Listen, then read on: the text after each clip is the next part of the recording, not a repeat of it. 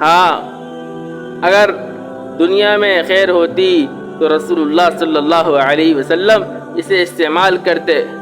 یہ مطلب نہیں کہ میرے نبی کے پاس دنیا آتی نہیں تھی، ابتدائی زمانہ مشقت کا تھا، پھر دنیا آتی تھی۔ حضور دوسروں پہ صدقہ دیا کرتے تھے، دوسروں کو بھر بھر کے دیا کرتے تھے۔ ایک دیہاتی حضور علیہ السلام کے ساتھ تھے۔ آپ علیہ السلام نے کہا، دیکھو یہ دو پہاڑ کے درمیان یہ ایک گھاٹی ہے، اس میں جو بکریاں کھڑی ہیں، اتنی ساری بکریاں، یہ دیکھ لو، تمہیں اچھی لگتی ہیں؟ اس نے کہا ہاں مجھے اچھی لگتی ہے۔ حضور نے فرمایا جاؤ، یہ ساری کی ساری میں نے تمہارے کو دے دی، ساری تجھے دے دی۔ وہ سمجھنے لگا کہ حضور مذاق کر رہے ہیں۔ جب پتہ چلا اللہ کے نبی نے دی ہے، وہ حیران ہو گیا۔ وہ ساری بکریاں لے کر اپنے گاؤں میں گیا اور جا کے بتایا، اتنا سخی اللہ کا نبی ہو سکتا ہے، اس کے علاوہ کوئی نہیں ہو سکتا، تم سب اس پر ایمان لے کر آ جاؤ۔ سخاوت دوسروں کے لیے ایسی تھی، اپنے آپ کو اللہ کے نبی نے دنیا سے روک کے رکھا تھا، دنیا کی لذات سے روک کے رکھا تھا، تاکہ یہ لذت ہمیں آخرت میں ملے۔ اللہ، ہم آخرت میں ہمیشہ کی زندگی میں مزے کریں، دنیا جیسے تیسے گزر جائے۔ یہ صحابہ نے دنیا کو جان بوجھ کے اپنے سے دور رکھا تھا۔ حضرت عمر رضی اللہ عنہ کا دور خلافت ہے، یہ تو نبی کا بتایا تھا، لوگ کہیں گے وہ نبی تھے، آؤ میں آپ کو دربار عمر میں لے کے چلتا ہوں۔ حضرت عمر کا دور خلافت ہے، حضرت عمر شام کا سفر کرتے ہیں، ابو عبیدہ بن جراح رضی اللہ عنہ سے ملاقات ہوتی ہے۔ یاد رکھیں، ابو عبیدہ بن جراح یہ وہ صحابی رسول ہیں جنہوں نے بیت المقدس کو فتح کرا تھا، یہ کمانڈر تھے اور مسلمانوں کے امیر المومنین حضرت عمر تھے۔ تو ان کی فوج وہاں گئی ہوئی تھی اور کئی مہینے اس کا محاصرہ کرا تھا، پھر حضرت عمر کو بلایا گیا تھا۔ پھر ان کے ہاتھ پر یہودیوں نے بیت اللہ کی عیسائیوں نے بیت اللہ کی چابی حضرت عمر کے ہاتھ پہ دی تھی، اور اس شرط کے ساتھ کہ یہودیوں کا یہاں پہ داخلہ ممنوع ہوگا۔ وہ لمبی ایک بات ہے، مختصر یہ کہ حضرت عمر وہاں تشریف لے گئے۔ دیگر بہت سارے کمانڈر تھے جو صحابہ بھی تھے، ہر ایک کی خواہش تھی کہ حضرت عمر میرے مہمان ٹھہرے، ہر ایک دعوت دے رہا تھا، لیکن حضرت عمر نے دیکھا ایک آدمی ہے وہ خاموش بیٹا ہے، وہ ابو عبیدہ بن جراح ہے۔ حضرت عمر نے کہا، ابو عبیدہ میں تمہارا مہمان بنوں گا۔ وہ کہنے لگے، ارے امیر المومنین چھوڑ دیجئے، آپ وہاں پر جائیں گے، آپ کو روئیں گے اور کچھ بھی نہیں ہوگا۔ کہا نہیں، مجھے آپ کے ساتھ ہی جانا ہے۔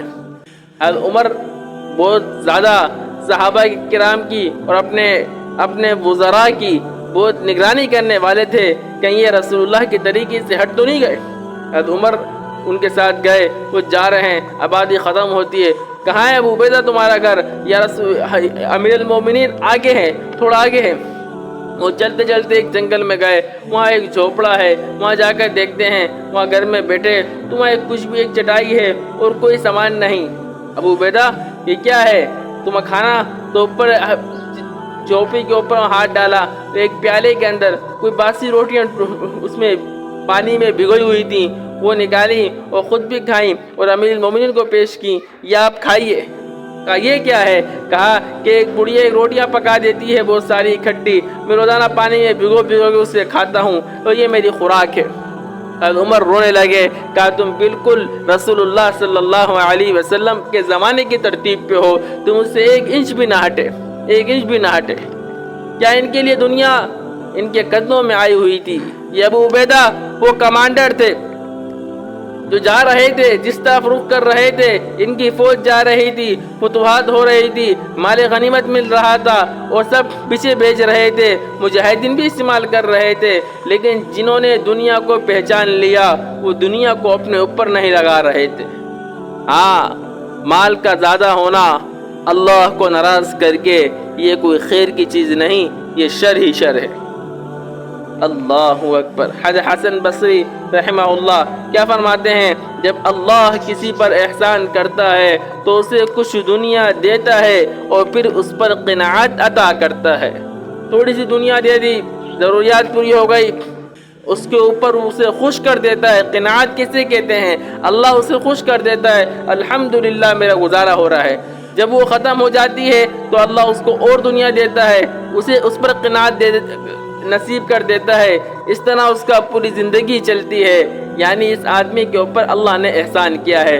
جب اللہ کسی پر ناراض ہو جاتا ہے تو اس پر دنیا کو پھیلا دیتا ہے، ایک دم اس کو بہت ساری دنیا مل جاتی ہے، وہ دنیا کو سنبھالنے کے چکر میں لگ جاتا ہے، ہاں وہ اپنی عیاشیاں پوری کرنے میں لگ جاتا ہے، اپنی خواہشات کو بڑھاتا رہتا ہے اور ان چکروں میں لگا رہتا ہے، جس کی وجہ سے وہ اللہ سے غافل ہو جاتا ہے، جس کی وجہ سے آخرت کی تیاری سے محروم ہو جاتا ہے، جس کی وجہ سے ریاکاری اور دکھلاوے میں لگ جاتا ہے۔ جب وہ موت کا فرشتہ آتا ہے تو کہتا ہے ہائے افسوس، ہائے افسوس، یہ سارا مال چھوڑ کے جا رہا ہوں، اس مال و دولت کی وجہ سے مجھے تنہائی میں اپنے اللہ سے بات کرنے کے لیے وقت نہ ملا، اس مال و دولت کی وجہ سے کبھی تہجد میں اٹھنے کا موقع ہی نہ ملا، اس مال و دولت میں لگا رہا، لوگوں کو دکھلاوے میں لگا رہا، کبھی اخلاص کے ساتھ صدقہ کرنے کا موقع ہی نہ ملا، کبھی سجدے میں سر رکھ کر اللہ کو منانے کا موقع ہی نہ ملا، یہ آدمی ایسے جا رہا ہوتا ہے۔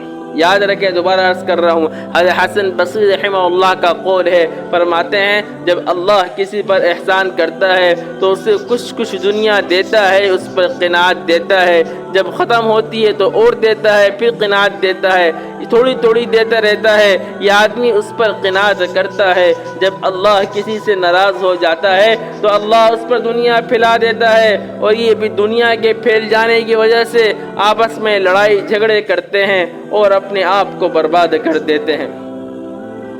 ابو سلیمان رحمہ اللہ فرمانے لگے، ابو سلیمان بہت بڑے بزرگ گزرے ہیں، فرمانے لگے دنیا کی خواہش سے وہی صبر کرتا ہے جس کے دل میں شغل آخرت ہو، اللہ اکبر، جس کے دل میں آخرت کی فکر ہو، جس کے سامنے قبر کا منظر ہو، جس کے سامنے روح نکلنے کا منظر ہو، تو ایسا آدمی دنیا کی خواہشات کو خود بخود چھوڑ دیتا ہے، گزارے پہ اپنے آپ کو لاتا ہے، ہمیشہ رہنے کی جگہ نہیں، بس گزارا ہو گیا الحمدللہ، جتنا وقت بچ جائے میں اپنے اللہ کو راضی کرنے پہ لگا دوں، دین پہ لگا دوں۔ اور جس کے دل میں آخرت کی فکر نہیں، اس کا صبح سے لے کے شام تک یہی ہوتا ہے کیسے دنیا مل جائے، کیسے عیاشیں ہو جائے، کیسے چاہتے پوری ہو جائیں۔ اپنی چاہت کو پورا کرنا یہ مسلمانی نہیں، یہ درندگی ہے۔